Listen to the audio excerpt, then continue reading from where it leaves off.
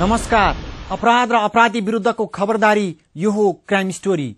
स्वागत छ, म रमेश धमला। प्रहरी निश्चिन्त भएको थियो। प्रहरी ढुक्क भएको थियो कि उपत्यकामा सक्रिय गुण्डाहरूको समूह लगभग निस्तेज भइसकेका छन्। प्रहरीले केही समूहलाई निस्तेज पनि पारेको थियो। ती समूहको उपस्थिति लगभग शून्य जस्तै भएको थियो। तपाई हामीले सुनेको र राजधानीलाई आतंकित बनाउँदै आएका गुण्डाका केही नाइकेहरू यो उपत्यका छाडेर भाग्न थालिसकेका थिए। यदि कोही यहाँ बसेका थिए भने पनि उसको उपस्थिति लगभग शून्य जस्तै बनाइसकेको थियो प्रहरीको सक्रियताले। सक्रिय ती गुण्डा जति जति निस्तेज बन्दै गएका थिए, भित्रभित्रै अर्को एक पात्रको जन्म पनि भइरहेको थियो, जो यहाँ सक्रिय भएका र नाम चलेका भनिएका डनहरूभन्दा निकै माथिल्लो स्तरका मानिएका थिए। त्यो पात्र जसको नाम सुजन पौडेल उर्फ रमेश बाहुन।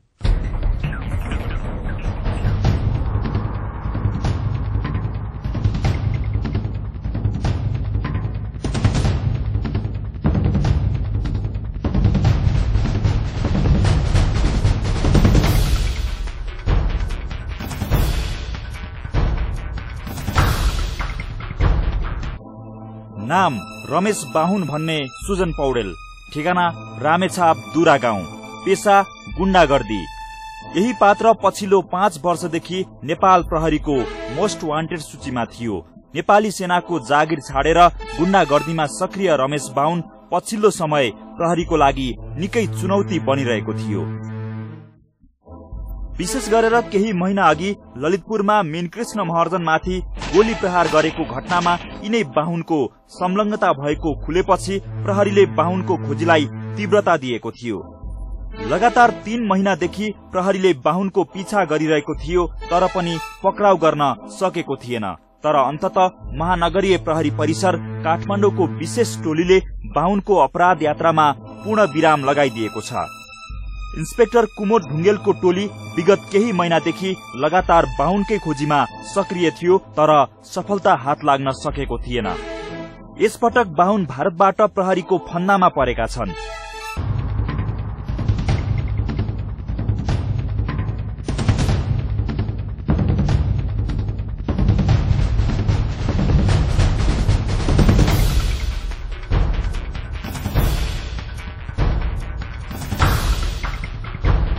तर प्रहरी भने बाहुनलाई काठमाडौँबाट पक्राउ गरेको दावी गरिरहेको छ।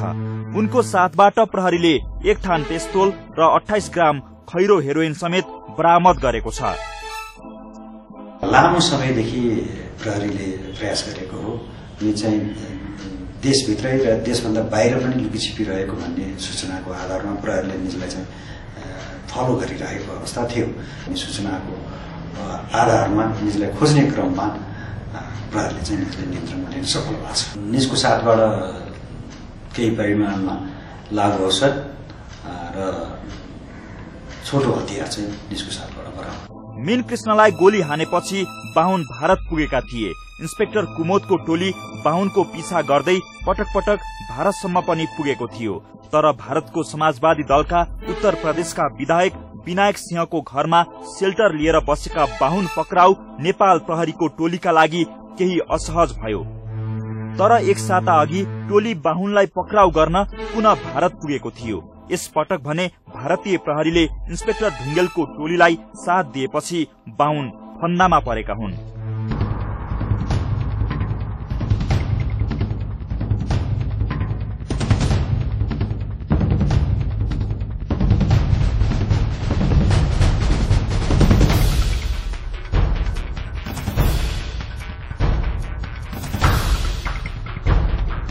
करिब 4 दिन अघि बाहुन पक्राउ परे पनि प्रहरीले बुधबार मात्रै सार्वजनिक गरेको हो। पछिल्लो समय प्रहरीले मोस्ट वान्टेड सूचीमा राखेपछि बाहुन भारत पुगेका थिए। प्रहरीले बाहुन पटक पटक देश बाहिर गएकाले पनि पक्राउमा समस्या आएको बताएको छ।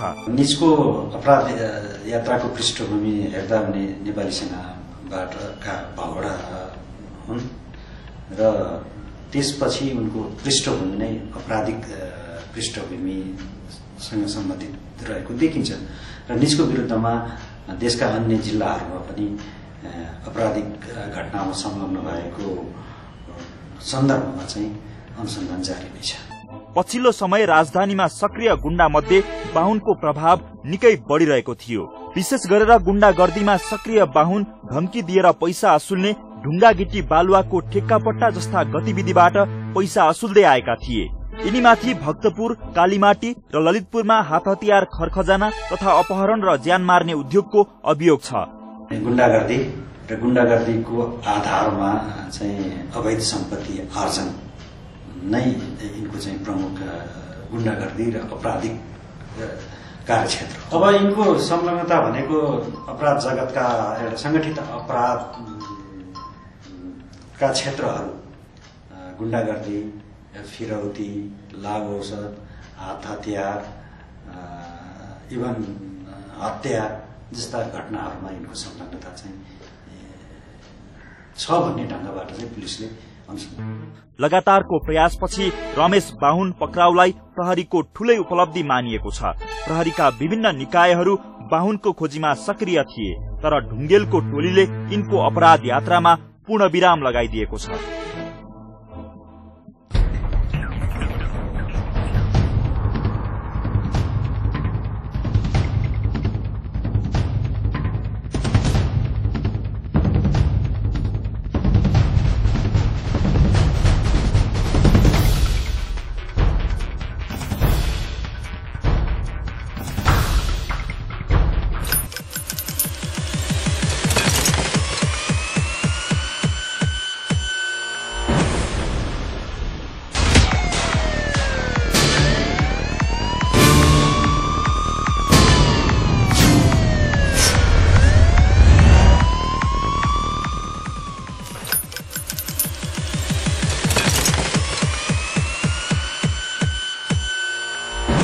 रमेश बाहुनको सक्रियता अपराधी क्षेत्रमा बढ्न थालेको लामो समय भएको थिएन, तर पनि प्रहरीको लागि उनी एक्ला रमेश बाहुन निकै चुनौतीको पात्र बनिरहेको थियो। नेपाली सेनामा जागिर खाए, तर पनि उनले त्यो सेनाको जागिर यसरी छोडे कि त्यो खाली अपराध यात्रामा लाग्नको लागि आवश्यक तालिम लिन मात्रै खाए जस्तो बनेको थियो। रेन्जर गणमा थिए उनी, जहाँ उनले सशक्त तालिम लिइसकेका थिए। तिनी रमेश बाहुनले 2063 सालमा सेनाको जागिर छोडेर आफ्नो अपराध यात्राको सुरुवात गरेका थिए, जसलाई पक्राउ गर्न प्रहरीले करिब 7 वर्ष प्रतीक्षा गर्नु पर्यो। पटक पटक प्रहरीले रमेश बाहुनलाई पक्राउ गर्न पासो पनि थापिरहेको थियो, तर रमेश बाहुन यति चलाक थिए, प्रहरीको पासो सहजै छक्क्याइदिन्थे। त्यो हरेक छक्क्याईबाट आजित भइसकेको प्रहरीभित्र एउटा यस्तो पात्र पनि थियो जसले रमेश बाहुनलाई पक्राउ गर्ने अठोट लिएको थियो।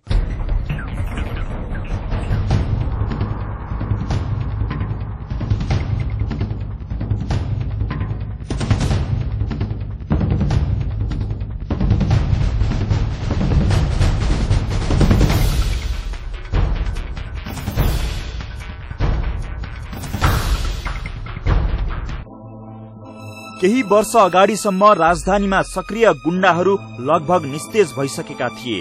विशेष गरेर गणेश लामा, दीपक मनाङे, कुमार घैटे, दिनेश अधिकारी चरी लगायतको नाममा सक्रिय गुण्डागर्दीलाई प्रहरीको पटक पटकको अपरेसनले निस्तेज पारिरहेको थियो। यही बीचमा करिब 7 वर्ष अगाडि एउटा अर्को नामको उदय भयो, रमेश बाहुन। रामेछाप दुरा गाउँका सुजन पौडेल नेपाली सेनाको जागिरे थिए। सेनाको निकै सशक्त मानिने रेन्जर तालिम समेत लिएका यिनै सुजनले 2063 सालमा सेनाको जागिर छाडेर भागे। त्यसपछि सुजन पौडेलको परिचय बदलियो, उनी भए रमेश बाहुन।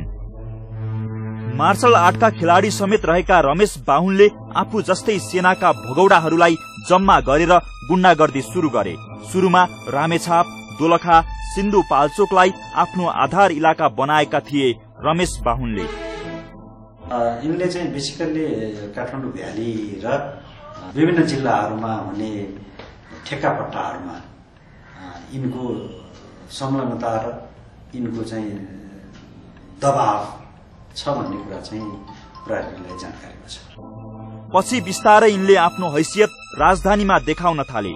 सेनाको सशक्त तालिम लिएका बाहुनको सक्रियताले राजधानीमा गुण्डाहरूको समेत बेचैनी बढ्न थाल्यो।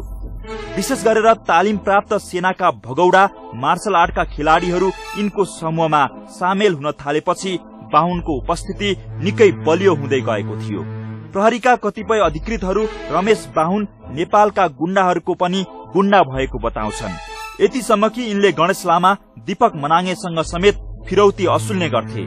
अन्य गुण्डाहरूले जस्तो सर्वसाधारणलाई धम्क्याउने र अरूको पैसा असुल्ने काम यिनले गर्दैन थिए। ठूला व्यापारी र ठेकेदारलाई आफ्नो मुख्य निशानामा बनाउने बाहुन फिरौती असुल्न हतियार सहित आफै पुग्ने गर्थे।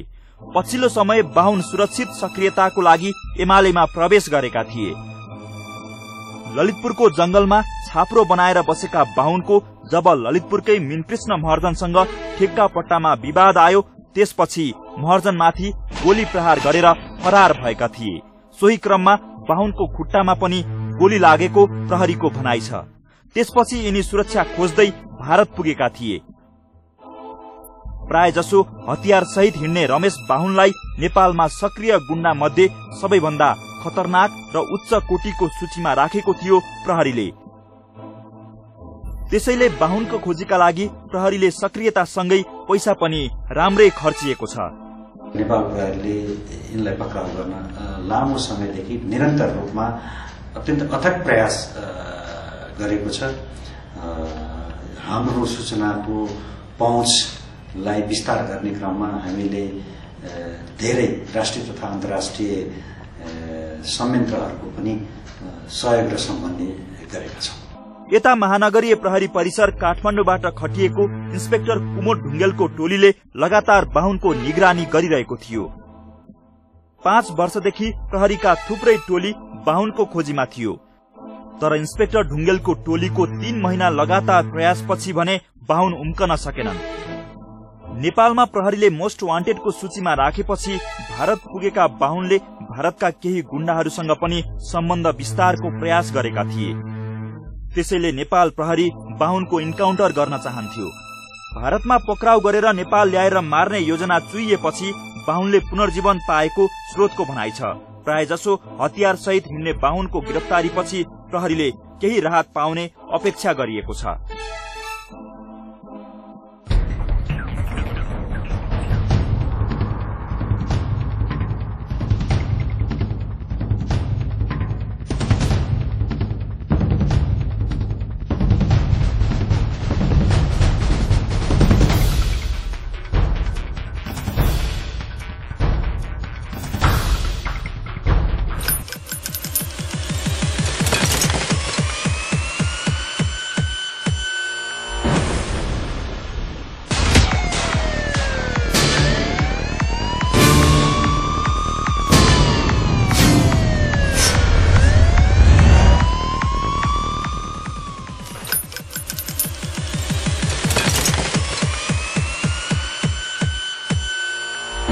प्रहरी पटक पटक प्रयास गर्थ्यो ती गुण्डालाई कारवाही गर्न, कानूनी दायरामा ल्याउन, तिनको उपस्थिति सखाप बनाउन।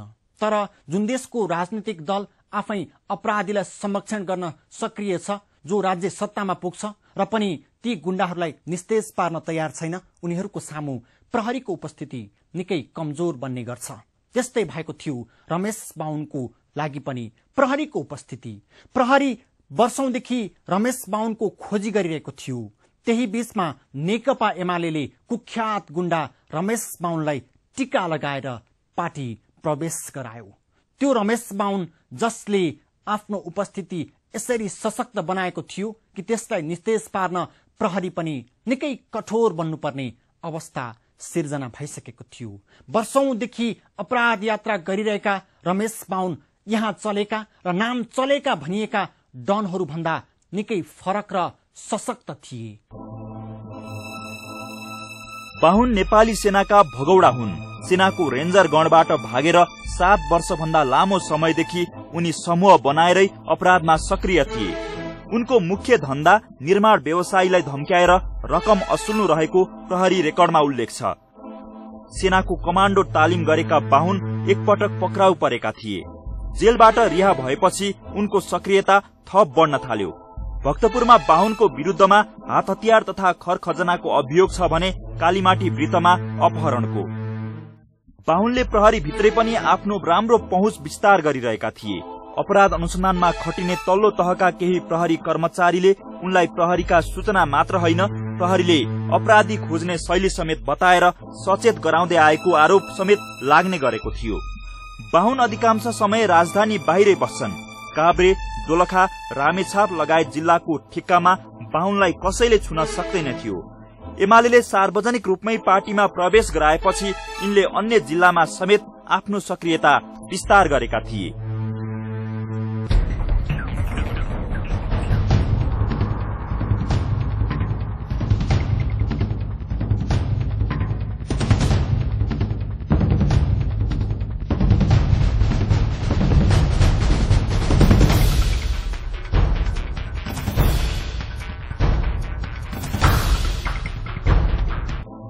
संविधान सभा निर्वाचनमा रामेछापमा एमाले नेता जिताउन खटे पनि उनी सफल भएनन्। पछिल्लो समय बाहुनले ललितपुरलाई आफ्नो सुरक्षित स्थल बनाएका थिए। कंग्रेस निकट मीनकृष्ण महर्जनलाई गोली हानेको अभियोगमा प्रहरीले एमालेका प्रिय गुण्डा सुजन पौडेल उर्फ रमेश बाहुनको खोजीमा खटिएको लामै समय भएको थियो। ठेक्का पट्टाको कमिशन विवादमा बाहुनको निर्देशनमा ललितपुर स्थित आफ्नै घर नजिक मीनकृष्णलाई गोली हानिएको अनुसन्धानरत प्रहरीको निष्कर्षपछि परिसरको विशेष टोली बाहुनको पछि लागेको थियो।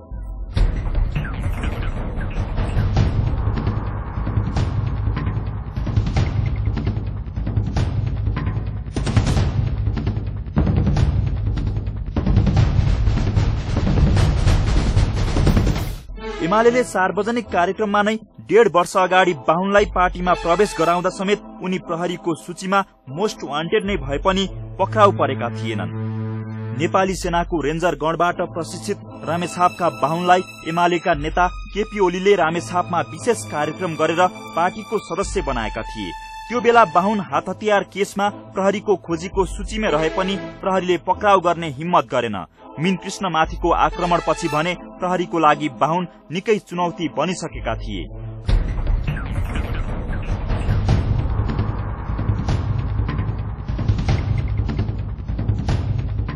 पटक पटक पक्राउको लागि बाहुनको खोजीमा खटिए पनि उपलब्धि भने शून्य थियो। तर दिनदिनै प्रहरीको चुनौती बनिरहेका बाहुनको सक्रियता अन्य गुण्डाहरूको भन्दा निकै सशक्त थियो।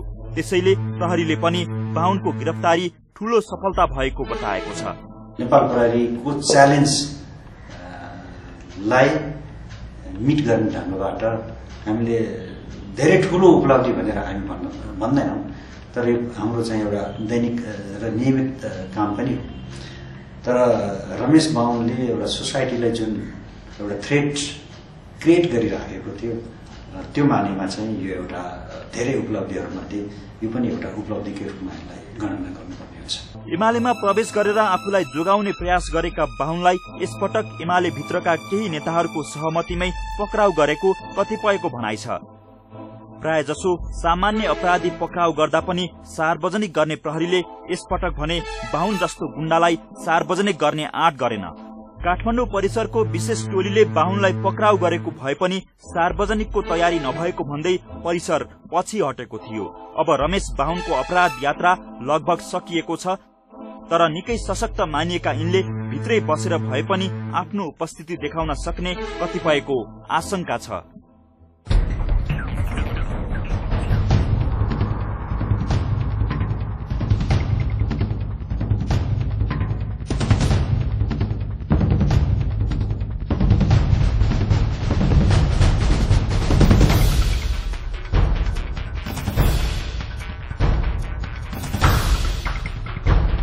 दिनेश अधिकारी चरी र रमेश बाहुन पछिल्लो समय प्रहरीको मोस्ट वान्टेड सूचीमा थियो। अब रमेश बाहुन त हात लाग्यो, चरी कहिले हात लाग्छ? प्रहरी कुरिरहेको छ। प्रहरीले जालो फिजाइरहेको छ चरीलाई पार्न। चरी उडिरहेको छ। एक न एक दिन त्यो चरी प्रहरीको जालोमा फस्ने प्रहरीले दाबी गरेको छ। प्रहरीको त्यो जालोमा जुन दिन चरी फस्छ त्यस दिन शान्तिको सास फेर्नेछ र उपत्यकामा सक्रिय गुण्डाको एउटा अध्याय लगभग समाप्त हुनेछ। आजको लागि क्राइम स्टोरी यति नै। अपराध र अपराधी विरुद्धको खबरदारी जारी छ। बिदा दिनुहोस्। नमस्ते।